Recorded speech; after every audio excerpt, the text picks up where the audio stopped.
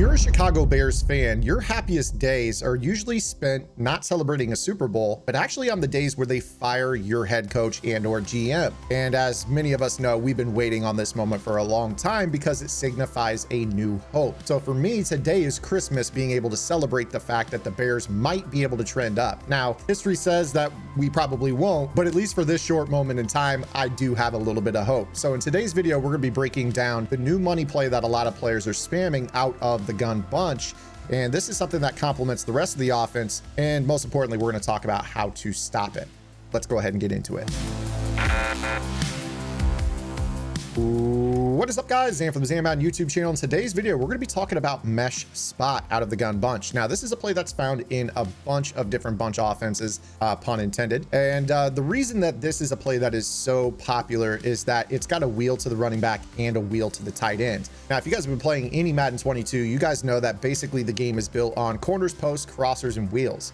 And then from there, your check down routes kind of vary. The wheels actually are a route that can pick up chunk yardage or be a check down for you, and that's what makes them so potent, and mesh spot has two of them. So I'm first going to break down why this play is so potent, and then we're going to talk about how to try to slow it down here in Madden 22. So in order to do this, I've got some audible set. I've got a little cover 4 drop, some Tampa 2, some cover 3 sky, and then a little bit of match as well. So we'll go through all of those covered shells and then kind of give you my thoughts on what is best equipped to slow it down.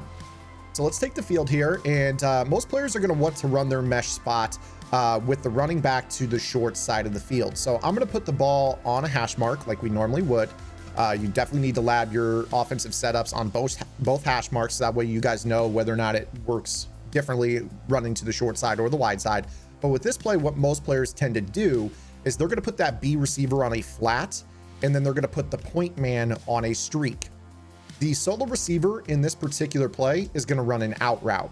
Another way that somebody might run this is they may break the huddle at the start and put this X receiver on a flat route. So that way, when they flip it, that flat route gets into the sideline a little bit faster, which could help pull the zones, whether that's a purple zone or a flat zone, out to the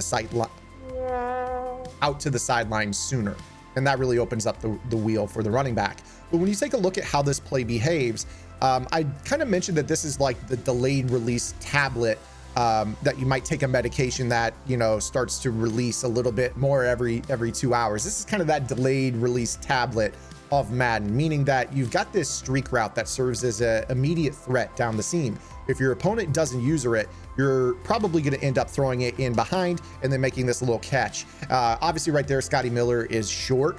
If you guys use a bigger receiver, 6'2", 6'3", all the way up to 6'5", you can actually make this throw pretty consistently. So what a lot of players will end up doing is kind of starting this off as just okay, I'm going to throw this seam. As soon as he gets behind the hook, I'm going to click on and I'm going to try to make a catch. Now, some players will use an ability like mid-in elite or deep in elite to help guarantee those catches in traffic.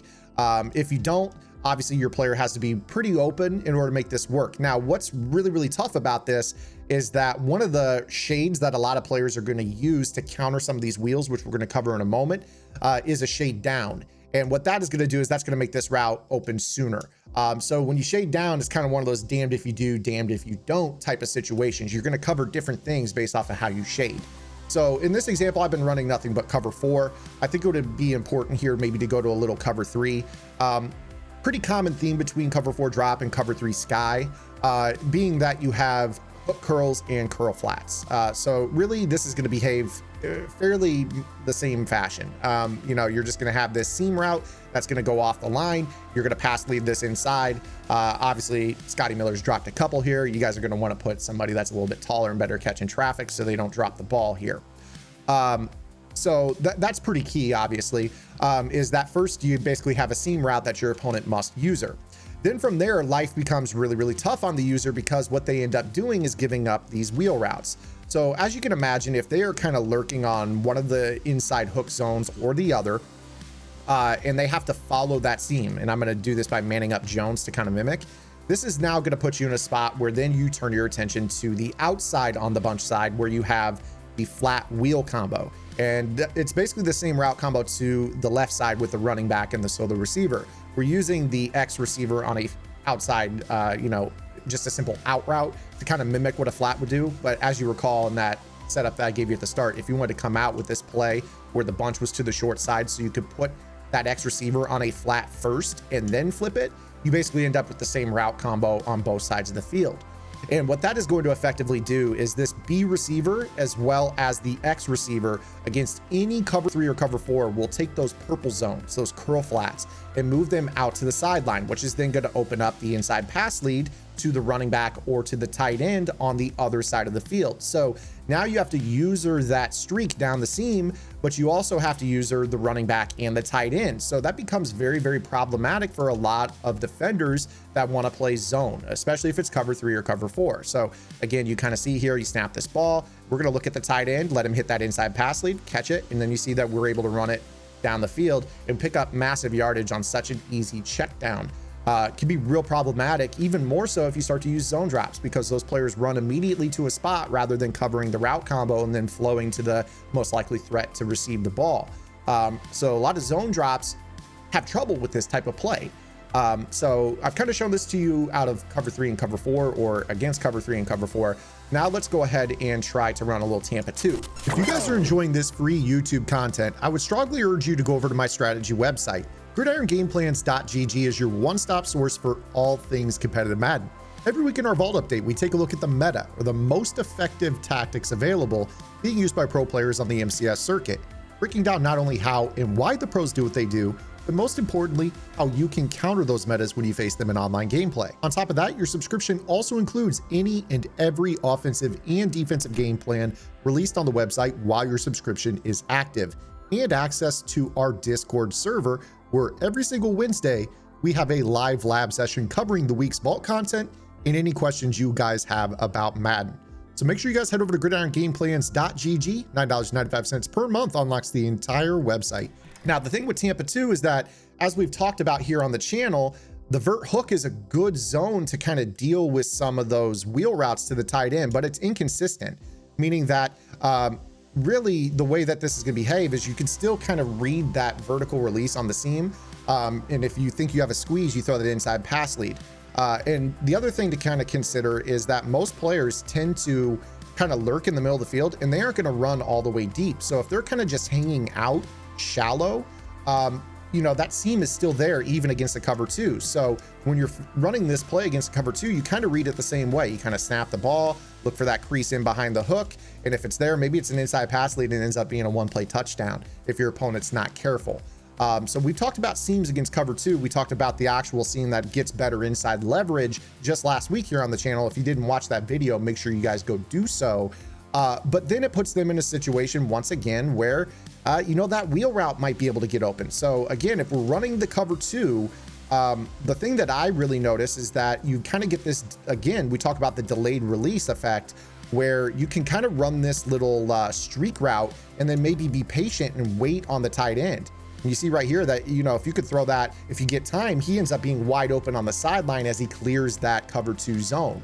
Or that cloud flat zone that's on the outside. And if you don't know what we're talking about this defender on the far right, AJ Terrell. So if you kind of watch how this behaves against this, cover 2 is probably the best shell if you're going to run a zone, but there's still going to be openings. You know, I could go ahead and throw this ball. Again, you see right here, you throw this ball into the tight end, and because you've used that streak, you basically get a huge window down the sideline. Now, if your opponent sheds, that's good, but you know, we're going to get into the fact of the matter here being that this tight end wheel can still be really, really tough against cover 2, because we've talked about sometimes the vert hook in a cover 2 gets stuck jamming that streak off the line. So if you ever notice that, you know, the point man, Scotty Miller, gets jammed by a vert hook, you're going to know that you can kind of push the ball to the tight end. If not, you can go ahead and still throw the ball right there. I pass let it into the cloud flat. You see that he didn't really react. So that tight end is always open on this play. And then if you were to kind of glance over to the left side of the field, we're kind of having a similar effect with the running back. You see here he's going to get into that seam, and then, you know, he pulls back the cloud flat. You can check this down. That ends up being, you know, 12 yards to an out route against a cover 2. Now, the thing that I've taught out of cover 2 is typically that we want to shade underneath. And the act of shading underneath does a pretty good job of taking away those throwing lanes that most people like to throw. which is the early wheel window, meaning like right as they turn up the sideline. So if I shade down, you see that I can't throw this ball right here like you would against a cover 3, cover 4. That's going to get intercepted, especially if you guys, have a decent nickel corner, or whoever's playing that zone actually has some zone coverage rating to fall back on and make a play on that. So that's a real challenge, right? So what do we need to do to defend this play? This play is really, really tough. My recommendation when you're facing somebody who works this play into the repertoire is kind of man up the tight end and focus on the running back with your user. So when we kind of talk about this, a cover 4 shell would be okay. So you could kind of play, cover 4, shade it down with a hard flat. And then I would take this guy right here and probably man him up on that tight end. No shading a vert hook because there's too many windows to throw the ball to the tight end. So we go ahead and man him up. And the cool thing about that is that the tight end stays in and blocks. He'll find either a hook curl to play over the middle, or he'll find somebody else to man up, which is really, really nice. So, kind of safe with this adjustment. Tight end stays in, this linebacker will still do something. He might spy the quarterback. He might, drop into a hook curl. You can kind of hang out in the middle and look for something else. Sometimes he'll man up somebody else. Might be the running back, might be a slot receiver, just depends. But then with this guy over here, you'll be going ahead and kind of looking to user that running back, meaning that when they snap this ball, the real throw that they are going to have is going to be the inside seam to this player right here. So what we're going to do to combat that within our cover 4 shell is we're actually going to walk it down. We're going to walk it down. Now there's depending on your defense, there's a couple of ways that you could do this. Let's just stick with the simple one, which is manually. So if you wanted to, you could go ahead and just man up the tight end, play kind of a hard flat, and then just walk this guy down. So that way they can't throw the ball right off that line. You could even walk this guy down too to, kind of help over on the left side. And then again, with this particular play, from this standpoint, if you wanted to hike throw this inside seam, now you're in a spot where that guy, provided that he has a higher zone coverage rating. Again, regs is rough. It's really, really rough. Provided that they have a better zone coverage rating, they're going to make a play on that. And at least the visuals, you're kind of turning your opponent off from thinking, okay, I'm going to hike through a seam right here. The act of walking down a safety is enough to scare most players. But the key is that you have to take away one wheel so that way you can lurk the other. So you see right here that we do that. They're not going to throw this tight end wheel because it's manned up. And then with our user, it's our responsibility to make sure that they're not throwing the ball to the running back over here. But you can kind of see that this does a decent job. If you want to get really, really crazy with it, you could probably run a little bit of pinch 2. The problem that I have with pinch 2, if you're in the 2-4-5 odd, is again, to me, when you're playing these vert hooks, you kind of have to shade to take away the throw right out of the break up the seam. But then if they're shaded down and your opponent sees that, they might be patient, throw it over the top of their heads as they clear that shaded down vert hook. So again, kind of one of those dangerous adjustments. I think that it might be key for you guys to mix up the way that you shade within your cover 2 zone. So if you guys spam this meta pretty heavily, it might be important that you one down, you might shade underneath. So that way this guy gets out into that tight end window and kind of takes that away. So if if you're facing this meta, when you shade down, both of those vert hooks kind of fly out into the flat, or at least the one on the tight end side does. And then you see like you have to make them wait. You see how that tight end can't get open for an inside pass lead until he's 15, 20 yards downfield. So the shaded down vert hook, at least on the tight end side, is a good tool. Right here though, this running back is open, so you would need to user that. So when it comes to trying to defend this out of the pinch 2 meta, again, if you're running this and you want to shade it down and then leave your cloud flats, you can realize that this guy's going to cover the tight end, which means you need to walk this guy down to take away the seam. And then you're probably lurking over here with this player.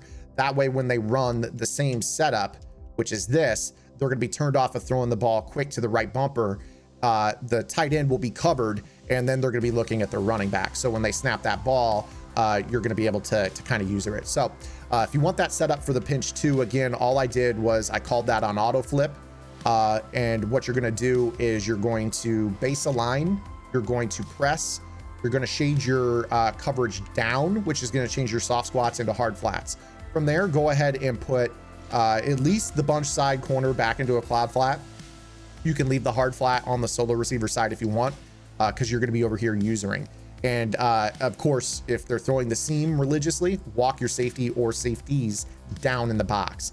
So at least now when they go to run that particular setup, you basically know that the computer is taking away the seam and the wheel on the bunch side, and you can kind of just play over here on that running back wheel. And then by the time they realize that all three of their primary reads are covered, hopefully you're taking a loop sack out of this play. So this right here is mesh spot. It is really, really good. Highly recommend this play. I think it is one of the best third and medium, fourth and medium, and also one of the better red zone dots in the game as well. A lot of players love this down in the red zone, especially when you get down in that 7 yards and in range, just because it puts them in a spot where both of those wheels end up being open. You basically have to play a cover 2 zone down in the red zone and then start manning up the safeties, which a lot of players don't do that down in the red zone as a defense. So hopefully you guys liked today's video, kind of breaking down why the play works and probably one of the best ways to slow it down. If you guys liked today's video, once again, make sure you guys hit that like button and consider subscribing to the channel as we push for 12,000 subscribers. Again, guys, if you missed yesterday's video, make sure you guys go check out Madden 101, helping make you guys smarter football fans and Madden players, focusing on the basics. It might not apply to Madden this year, but it applies to your football knowledge forever. So make sure you guys go watch that series. We'll see you guys tomorrow with our next video upload. Until then, this is Zan. Get in the lab and good luck.